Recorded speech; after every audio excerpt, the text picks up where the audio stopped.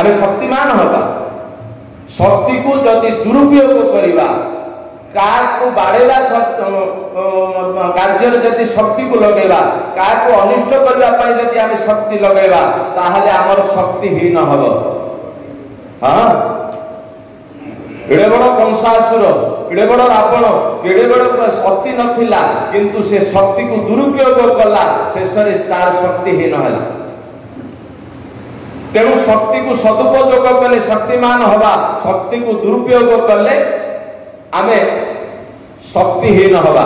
आउ रहिला संपत्ति संपत्ति कहले आमे कोन बुझु सेतबळे संपत्ति कहले मोर जेजेबापा समय मोर पिला दिनर समय रे संपत्ति कहले पालकता को देखुथिले जार जेते बे झियो जदी देखिया को झियो रो बापा जदी आसुथुला पुहर कोन अछि ना एतिकी बिल अछि एतिकी धान आसुची केमिति जणा पड़िबो ना पालकता को देखि दियो। पालकता को देखि सेतबळे संपत्ति कलना करथिले ता पूर्व गोधन थिला गजधन थिला गज कहले हाथी हाथी जा पाखे जेतिकी थिला से बड़ सती संपत्तिवान। बाजी धन घोड़ा घोड़ा जा पाखे अधिक थिला से अधिक संपत्तिवान। ये सब जुगरे एबे जो पालकता कथा कहली ए पालकता को बे निया मोड़ा हो दुर्भाग्य ये समय दुर्भाग्य। तेणु एपर आमे संपत्ति बोले काहा बुझुचे ना अर्थ अर्थ जा पाखे जेते बेसी पैसा अछि से बड़ धनी सेही अर्थ को जदि आमे सदुपयोग करिबा ताहाले परमार्थ प्राप्त हबो। सेही अर्थ को जदि आमे सदुपयोग करिबा ताहाले परमार्थ प्राप्त हबो। सेही अर्थ को जदि आमे कार अनिष्ट रे खर्च करिबा दुरुपयोग करिबा ताहाले अनर्थ हबो। तेणु सब बळे संपत्ति को सदुपयोग करिबा उचित। गला तृतीय रहिला समय आमे सेही समय को नहीं आज आसीचे एई समय रही आनंद आमे वर्तमान प्राप्त करूचे। समय सदुपयोग करने द्वारा सतसंग प्राप्त हो समय को जब आम दुरुपयोग करवा ताहले मृत्यु भलिया असत संग आसी पहुंची पाए।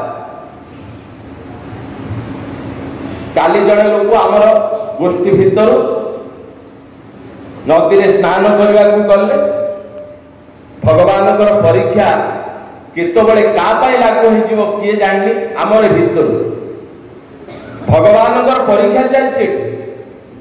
तेणु बारंबार कहूँ भगवान को आसीचे जदि द्वारिकाधीश आसते ताहले टिकट आगु करके आसते दर्शन कले चल एथर आम रहिले कहीं ना भागवत भव परा भागवत रहिले भागवत को छाड़ी जदि अन्य कार्य आम व्यस्त रहा हुए तो मंदिर को जाऊ भागवत समय द्वारिकाधीश ये था। हाँ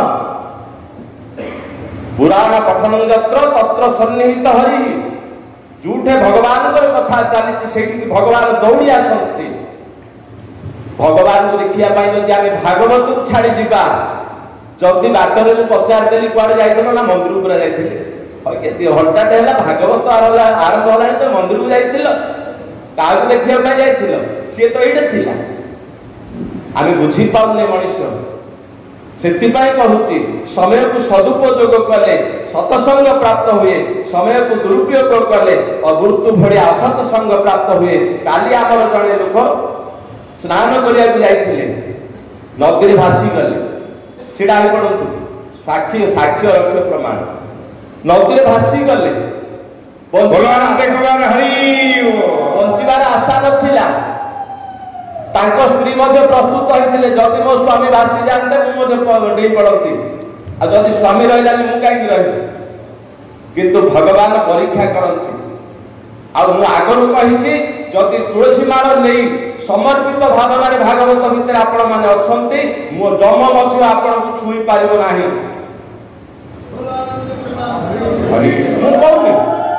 भागवत निजे ही जम निजे कहते लोक मान कहते स्वपुरुषमपि विक्षपास हस्तम वदन्ति यमहंकिय तस्य कर्म मूले परिहर भगवत कथा समर्था प्रभुर हनुमान न वैष्णवानाम मु समस्त को दंड दे पारे किंतु जो माने भगवत कथारे वर्तान छंती जो माने वैष्णव जो माने मोर कथारे प्रीति रखंती मु तांकु केबे दंड दब नाही बोली निजर जमदूत मानकु जम निजे ही कहंती तेणु आमे जम हाबुड़े पड़िबा नाही।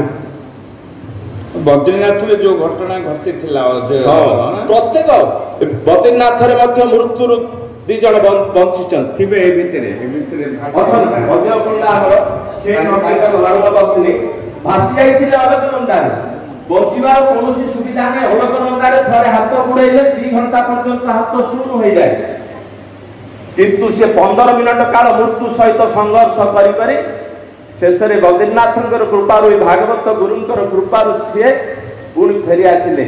ये होची परीक्षा ये होची भगवानकर परीक्षा।